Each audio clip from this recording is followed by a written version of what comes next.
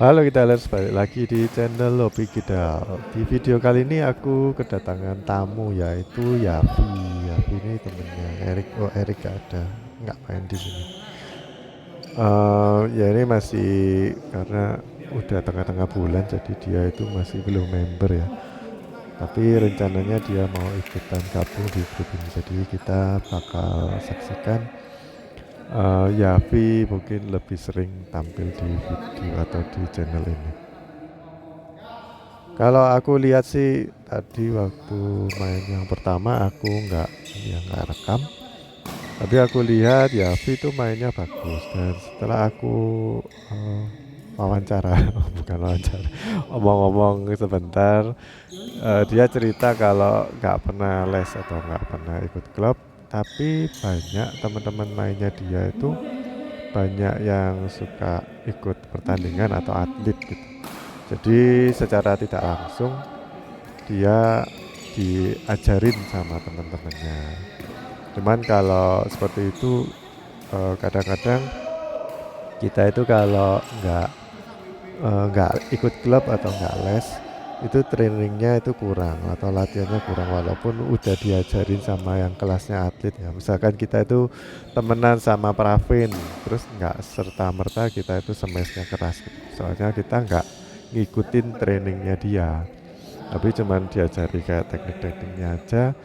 Ya kalau nggak latihan sendiri mungkin ya nggak bisa bagus gitu.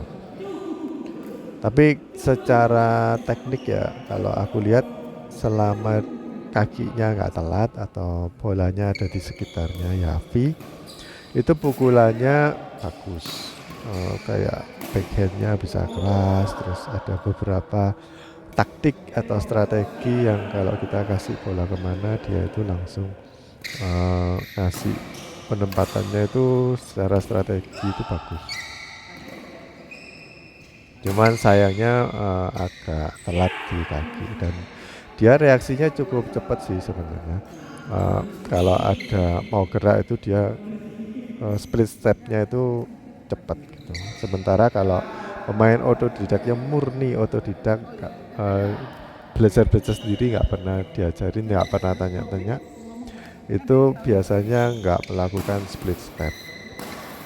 Dan di video sebelumnya kan aku udah bilang ya kalau aku ngelihat di YouTube salah satu channel temennya Groundnya itu split step itu ini nggak harus sejajar dan juga nggak harus lompat langsung nginjaknya itu dua kaki di lantai bersamaan, tapi ada satu kaki yang lebih duluan. Nggak peduli kamu pemain kiri atau pemain kanan, itu kita fungsikan kakinya mana yang duluan itu buat ngelangkah lebih jauh. Misalkan kita kebalik, karena misalkan aku kiri terus kebalik kakinya, yaitu nanti bisa diatur lagi. Tapi kebanyakan ada sedikit waktu setengah detik gitu. Kalau diamati benar-benar ya, itu kakinya nggak sejajar, nggak menapak dua-dua langsung gitu, enggak. Jadi ada satu yang lebih cepat napaknya duluan, baru kita lari ke depan atau ke belakang.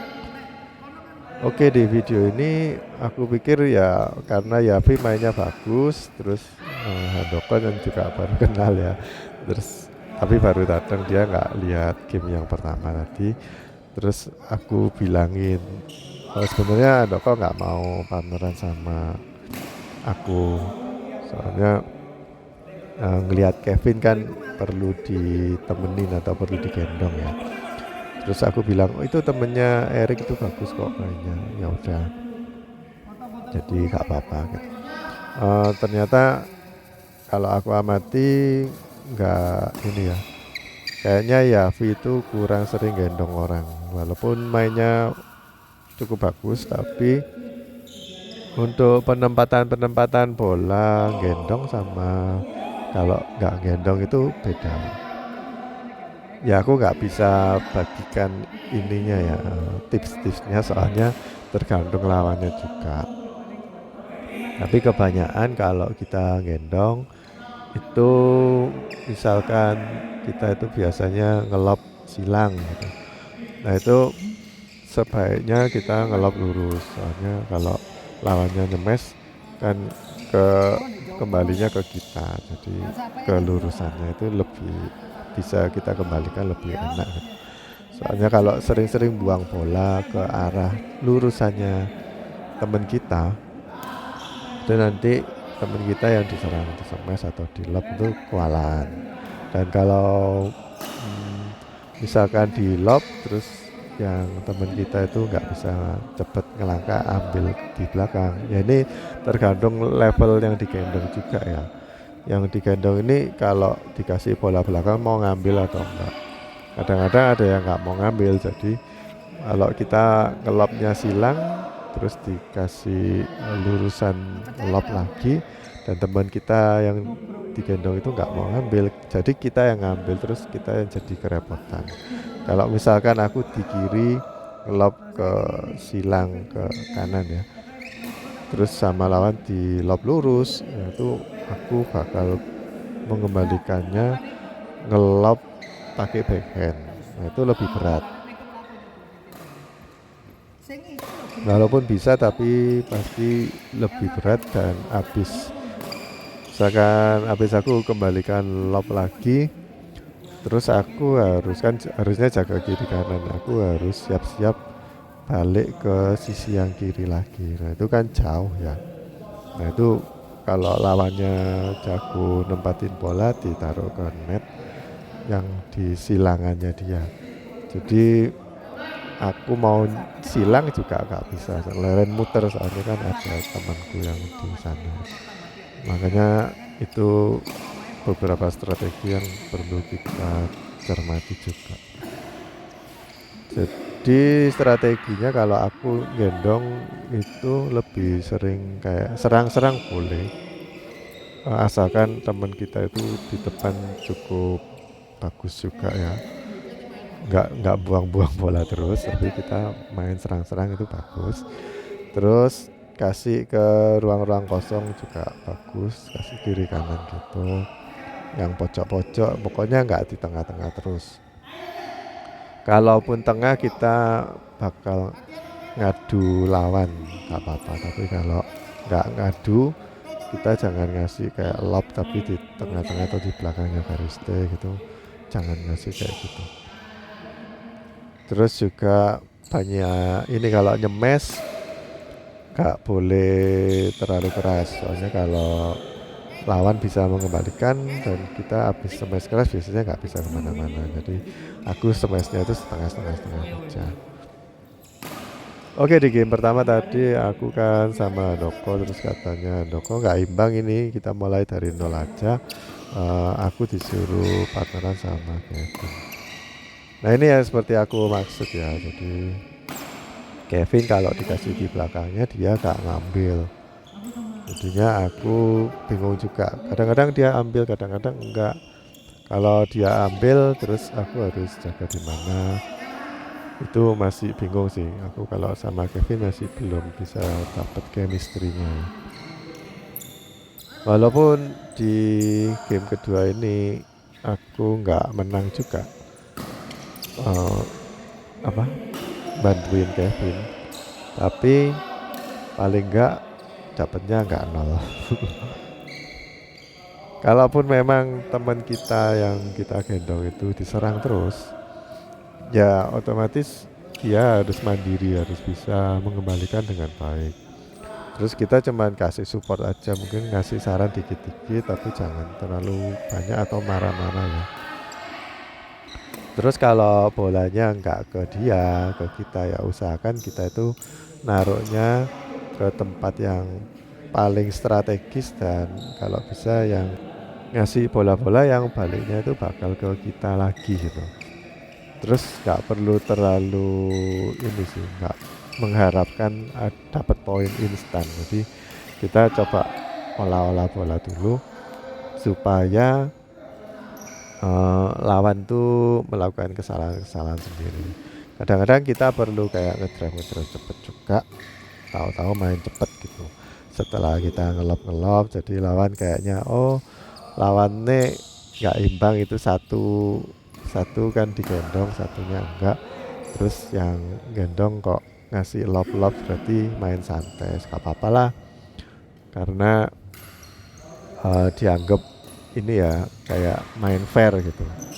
Terus tahu-tahu ada bola yang lumayan enak bisa diserobot, terus kita serobot ngasih drive atau smash hilang gitu. Nah itu kita bisa dapetin poin dari situ. Jadi memanfaatkan kelengahan lawan. Nah bahayanya kalau kita itu gendong, ada teman-teman yang digendong itu kadang-kadang nggak seneng juga digendong, jadi dia itu kepingin nampel juga, atau pingin nyerobot. Makanya kalau kita yang gendong itu pingin ini ya serobot-serobot atau cover dengan lebih intens, itu khawatirnya nanti malah tabrakan orangnya juga atau raketnya juga tabrakan. Karena kalau yang pemula yang digendong itu biasanya otot-ototnya masih belum kuat ya. Jadi kalau udah kadung mau mukul terus berhenti, kayak di stop gak jadi mukul, itu kan perlu tenaga ekstra ya. Kayak kalian tuh naik motor kenceng banget terus direm, itu kan remnya itu pasti kerja keras gitu. Nah itu sama dengan kalau badminton kita mau mukul terus nggak jadi, itu kayak ototnya tambah tegang, kerem gitu. Nah itu banyak pemain pemula yang masih belum bisa kayak gitu. Jadi kayak ngerem gitu, terus timbangnya angel terus naik, jadi akhirnya tabrakan atau ngenain temennya sendiri gitu. Terus selain itu juga temen kita harus dikasih tahu juga bola ini out atau enggak. Terus posisi mukulnya itu gimana, biar timingnya itu pas. Misalkan raketnya ready ditaruh di atas. Terus kalau kayak gitu kasusnya jangan diginiin atau jangan digituin.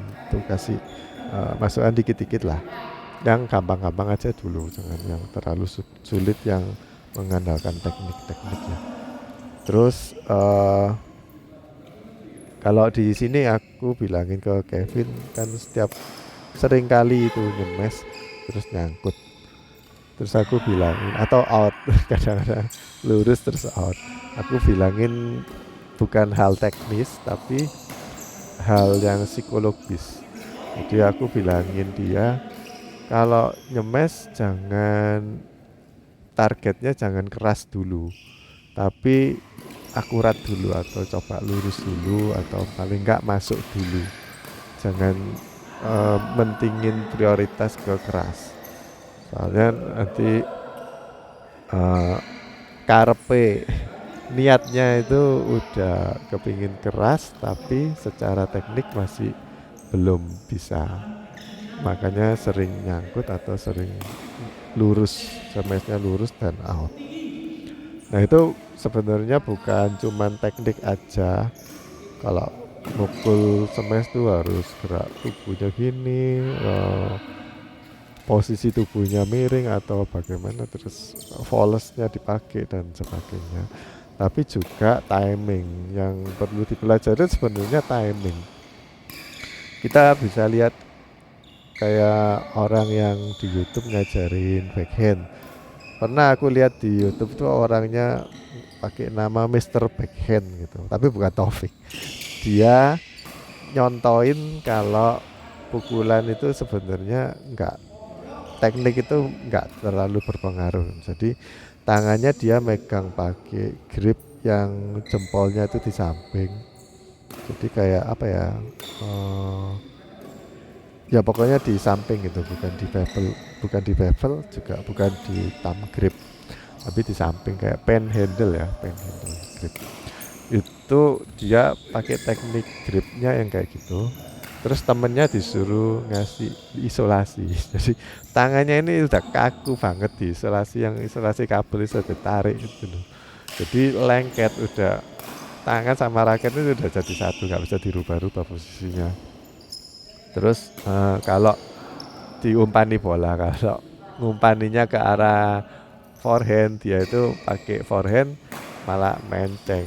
Soalnya kan mukulnya nggak bisa ngerubah grip kan. Tapi kalau dia pakai backhand itu masih bisa sampai belakang. Walaupun arahnya mungkin nggak nggak lurus-lurus banget, soalnya dia kan nggak bisa adjust ya. Karena gripnya udah nempel sama raket. Tapi pukulannya masih bisa ke belakang dan tinggi gitu. Jadi itu dia mau membuktikan bahwa sebenarnya teknik kayak grip atau teknik-teknik lainnya itu nggak terlalu penting, tapi yang penting itu di lengannya. Ya sebenarnya cukup penting, tapi apa ya, bukan hal yang utama. Kadang-kadang kita itu merasa, oh aku nggak bisa backhand, terus frustasi. Kenapa ya aku nggak bisa backhand? Bisa pun juga nggak bisa keras. Terus pakai caranya kayak orang yang tenis itu di swing keras banget sampai ke belakang. Ada sih atlet yang pakai kayak gitu tekniknya, kayak pernah aku lihat kayak Yuki Fukushima itu pakai tekniknya itu kayak tenis gitu, di ayun keras. Ya mungkin dia perlu kayak gitu, soalnya perlu bantuan ekstra power ya. Tapi kebanyakan pemain lainnya backhand late-nya itu nggak pakai teknik yang gitu. Yang kamu kalau mau belajar teknik itu ada ratusan teknik mungkin ya, adjust dikit gitu. Tapi yang penting itu menurutku bukan di teknik grippingnya, tapi di timingnya. Bolanya itu kena kepala raket itu di posisi yang mana, pas tengah atau enggak, atau agak atas, atau miring raketnya, atau uh, sikunya enggak pas. Nah itu yang bikin kita gak bagus backhandnya. Makanya beberapa coach mentingin latihan footwork untuk atlet-atletnya yang masih baru daripada ngajarin teknik. Kalau aku pribadi ya semuanya itu harus maju bareng, nggak boleh latihan footwork toh. Kalau misalkan aku jadi coach ya, muridku aku latih footwork toh, dalam 1 bulan dia keluar. Soalnya nggak diajarin mukul, cuma diajari lari-lari atau cara ngelangkah aja. Ya gak kerasan, mau nampel loh. Kan orang mau main badminton itu senengnya kan nampel bola atau nampel kok kan. Tapi ya lihat usianya juga sih, dan mental juga. Memang kalau niatnya uh, jadi pemain ya latihan footworknya harus intens. Kalau bisa bagus baru diajarin teknik ya. Mungkin itu preferensi dari coachnya kayak gitu ya.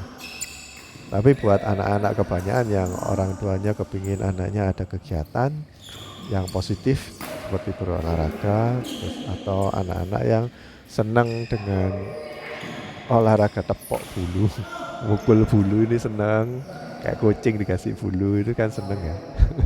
Jadi ada anak-anak yang seneng kayak gitu, ya udah langsung boleh main gitu aja, nggak usah diajarin macam-macam. Jadi kembali ke topik, kalau kita itu gendong, kalau aku sendiri, aku nggak mau terlalu banyak cover, soalnya tadi itu karena ada kemungkinan untuk cedera lebih banyak. Selain itu juga tabrakan. Terus yang kedua, aku juga kepingin yang digendong itu belajar gitu, belajar mukul. Nggak cuman les, kayak les itu kan cuma di training satu topik gitu. Tapi kalau game itu beda mainnya, dan sewaktu dia itu kurangnya di mana, tempat di posisinya di mana itu masih bolong-bolong, itu kita bisa beri masukan. Kalau aku mentingin kayak gitu, dia bisa belajar secara kayak street smart ya, atau court smart, nggak cuman secara teori dan teknik yang diajarin aja yang dia dapat dari les, tapi juga ya waktu dia main tuh dia bisa mikir nempatinya kemana ya, terus cara mukulnya yang bagus di mana, posisi yang bagus untuk nerima bola kakinya gimana, terus arahnya atau lokasinya itu di mana. Mungkin itu aja yang bisa aku bagikan selagi menggendong. Jadi aku nggak terlalu berharap untuk menang kalau gendong, tapi tergantung ini juga sih, gendongnya yang level yang bagaimana. Tapi untuk pemula yang aku gendong itu aku akan kasih mereka kesempatan untuk main dan berotasi di lapangan, supaya mungkin di lain kesempatan dalam 1 atau 3 bulan kemudian dia improve, ada kemajuan. Yang seperti aku lihat kan ada yang namanya Dito di sini. Itu waktu di awal-awal terus mainnya agak kurang, banyak teman-teman yang protes karena dia mainnya kayak terlalu pasif ya. Sekarang udah mulai bagus dan teman-teman yang lainnya itu muji loh. Mungkin nggak secara langsung ke Ditonya, tapi ngomong ke aku kalau Dito banyak kemajuan loh. Khususnya teman-teman dia yang ngomong ke aku itu yang ikut di grupnya Dito yang lama. Dia bilang kayak gitu. Jadi ya kalau aku sih lebih fokus ke situ ya, biar temanku bisa berkembang. Walaupun aku sekarang nggak menang, tapi temanku bisa berkembang mainnya, daripada aku cover terus udah capek sendiri terus masih kalah terus teman kita juga nggak belajar apa-apa gitu. Jadi em, gitu aja sih menurutku. Oke guys, sampai jumpa di video berikutnya. Gamenya udah berakhir, semoga bermanfaat dan selamat datang buat Yavi. Oke, sampai jumpa, dadah.